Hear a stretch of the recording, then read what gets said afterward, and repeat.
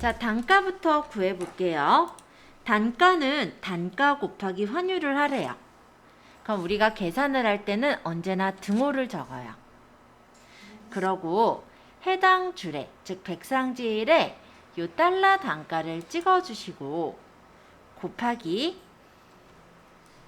위에 보면 환율 있죠? G3셀. 요 환율을 찍고 엔터를 하시면 단가가 나옵니다. 요게 우리가 저번 시간에 배웠던 상대 주소 형식의 계산 방법이었어요. 상대 주소는 여기 계산을 했을 때 더블 클릭해보면 이렇게 계산 공식이 보이는데 지금 보시다시피 B6셀 곱하기 G3셀로 셀 주소를 가지고 계산을 합니다. 그리고 얘를 만약에 쭉 내려보면 어떻게 되냐면 지금 이렇게 오류가 뜰 거예요. 왜 이 오류가 뜨는지도 말씀드리자면 상대 참조의 경우는 밑으로 채우기 핸들을 끌어내리면 밑으로 한 칸씩 내려가면서 계산이 됩니다. 즉 백상지 A의 단가를 가져오는 B7셀은 맞지만 지금 환율은 실제 이 G3셀에 있는 데이터를 가져와야 하는데 채우기 핸들을 끌어내렸더니 밑에 칸을 가져왔죠. 그래서 이렇게 빼기로 표시가 안 나온 거예요. 이 빼기 짝대기 표시가 왜 이렇게 떴냐면 이게 제가 환율을 회계 형식으로 쉼표 형식을 눌러놓은 상태이기 때문에 회계 형식에선 0이 요 빼기 기호예요. 그래서 이렇게 뜬 거예요. 그럼 밑에 보면은 value라고 적혀 있는 건 뭐냐면 오류가 났다라는 뜻인데요. 실제 아트지 곱하기 계산이 된 게 요 점유율이라는 문자를 곱했어요. 그러면 문자를 곱할 수가 없다 보니 에러가 떴겠죠? 그게 이 value라는 에러예요. 자, 어쨌든 만약 그렇다면 여기 단가원을 구하기 위해서 하나, 둘, 셋, 넷, 다섯, 여섯, 일곱, 8번을 계산해야 되느냐? 그렇지는 않아요. 그래서 이 부분을 잠깐 다시 지우고 구해볼게요.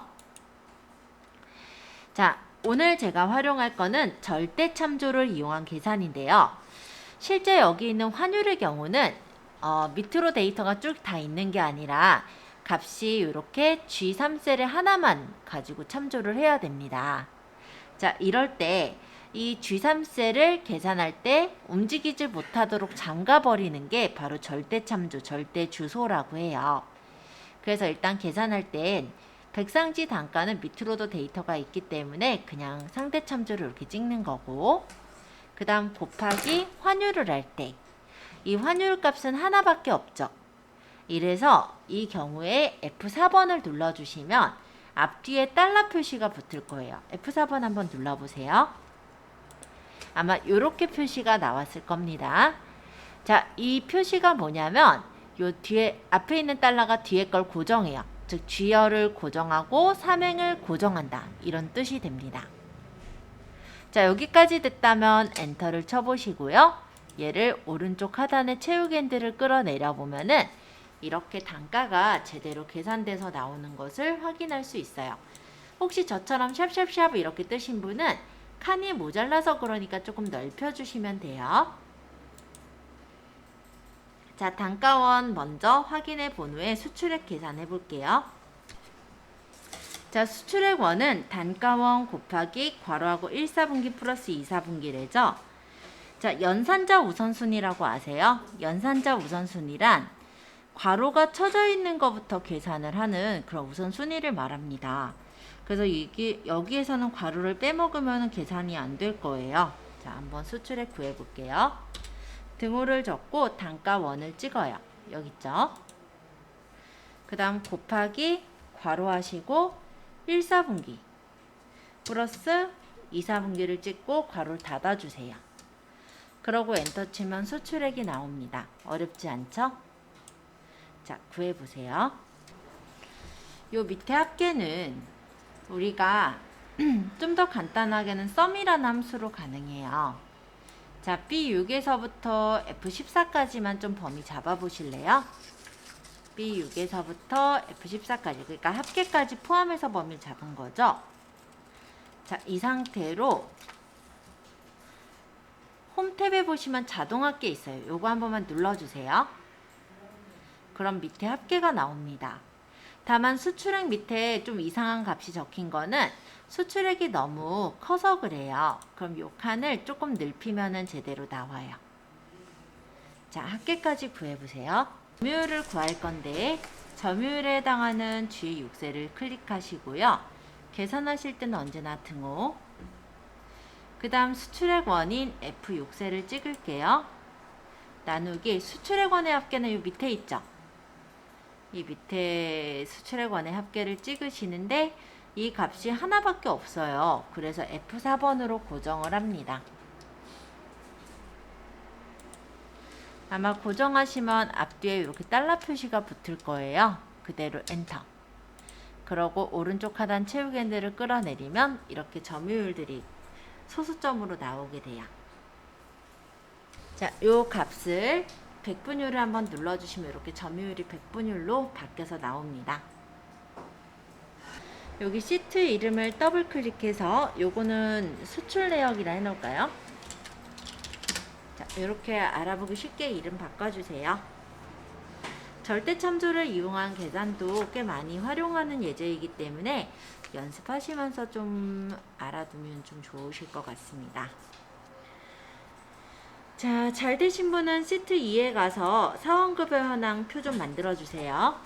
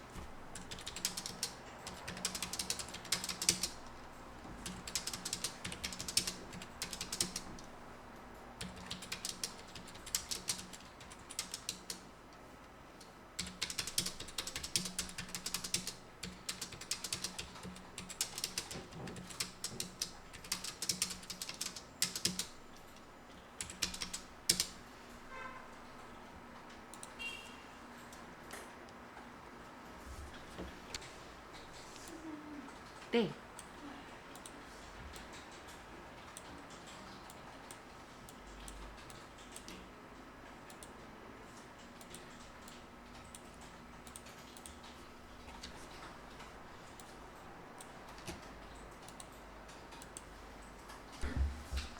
자, 일단 총급여액하고 합계를 구하실 때 일단 커서를 한번 찍어 볼까요?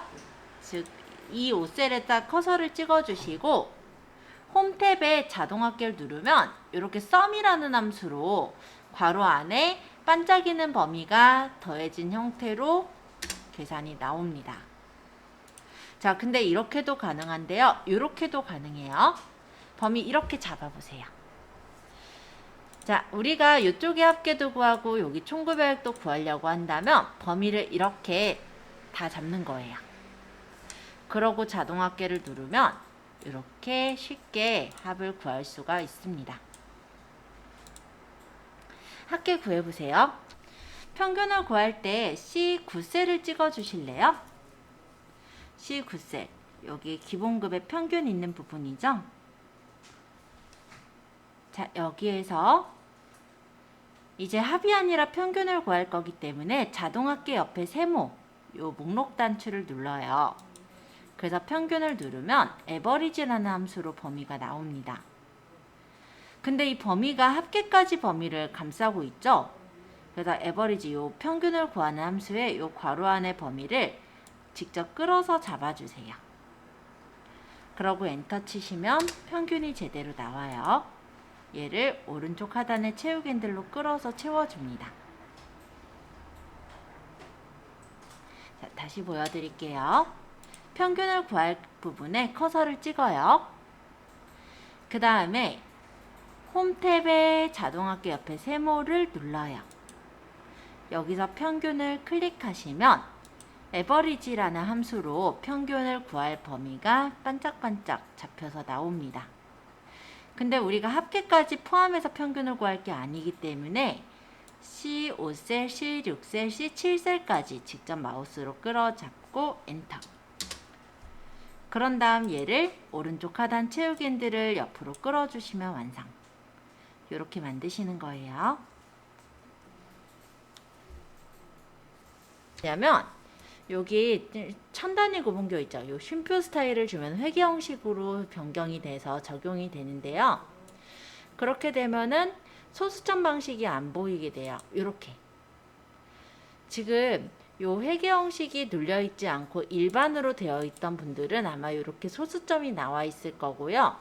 그렇지 않다면 소수점이 나오지 않았을 건데 저랑 달라서 당황하셨을까봐 다시 얘기 드리자면, 아까 전에 제가 천 단위 구분교를 찍어 놓으니까 쉼표인 줄 알고, 점인 줄 알고 점으로 찍으시는 분이 있으셔서 제가 아까 요거를 일반 형식으로 바꿔버렸었어요.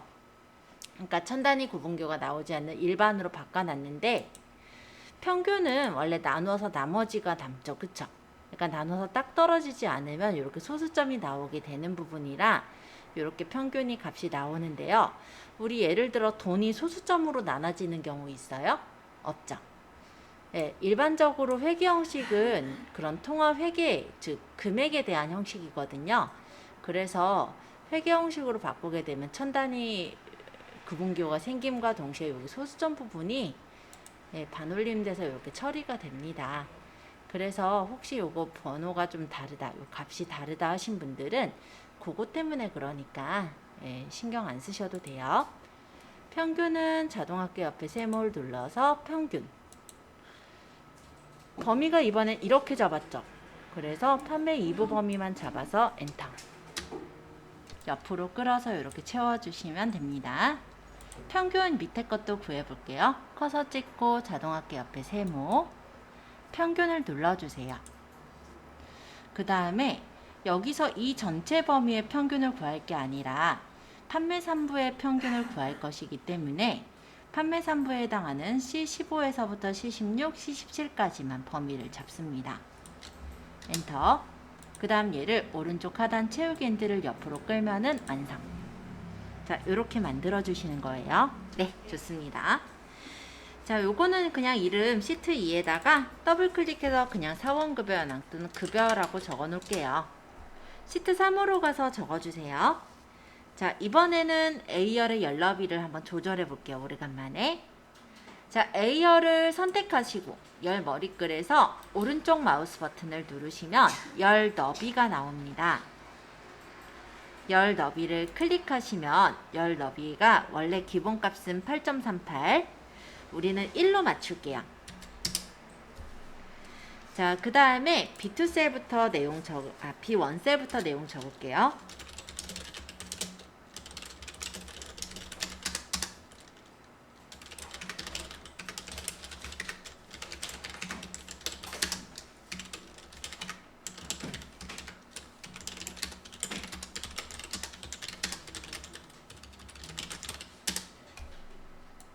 관리비는 지금 보니까 45,000원 똑같네요. 45,000원 적고 오른쪽 하단 채우기 핸들을 끌면 되죠. 수도료랑 전기료는 다르니까 범위 잡아서 입력하면 될 것 같아요.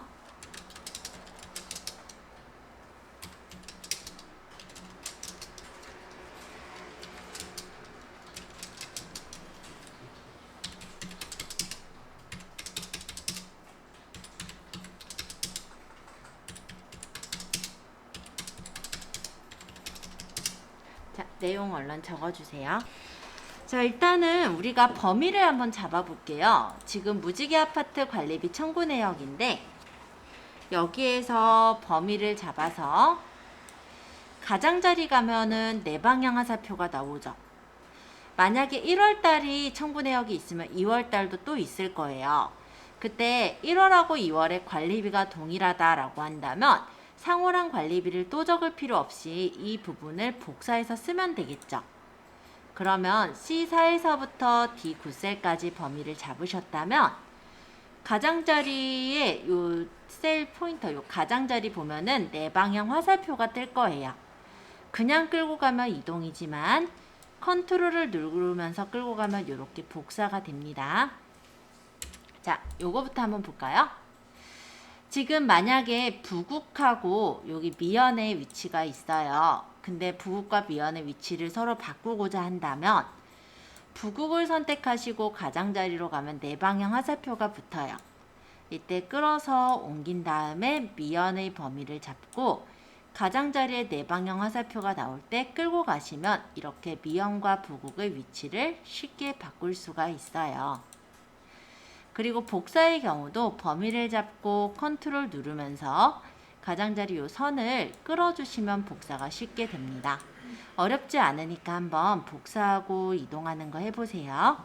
자, 만약에 도연하고 3화 사이에 데이터를 넣어야 되면 실제 데이터가 추가돼야 되는 건 7행이죠. 7행에 선택하시고 오른쪽 마우스 버튼 삽입을 하면 7행에 이렇게 행을 추가할 수가 있습니다.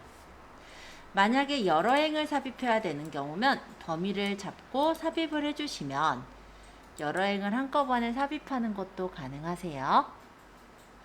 삭제도 간단한데요. 범위를 이렇게 행범위 잡고 오른쪽 마우스 버튼 삭제하면 삭제가 되면서 아래 있던 내용들이 위로 이렇게 올라붙게 돼요. 그래서 데이터를 우리가 적다 보면 어떤 데이터를 누락을 하거나 아니면 어떤 목록이 있을 때 해당 목록이 품절이 돼서 없애야 되는 그런 경우에는 지금처럼 행머리글에서 선택하셔서 오른쪽 마우스 버튼 삭제 또는 삽입을 해서 추가 또는 삭제가 가능하다. 이 정도로 볼게요. 자, 그래서 일단 제가 나눠드렸던 이 유인물을 오늘 마쳤고요. 다음 시간엔 저희 책 들어갈 거예요. 근데 책에서 이제 엑셀 프로그램 요것도 마찬가지로 파일이 있기 때문에 저번에 출판사에서 받았던 것처럼 USB에 받아서 데이터를 저장해 놓고 그걸로 연습을 할 거예요.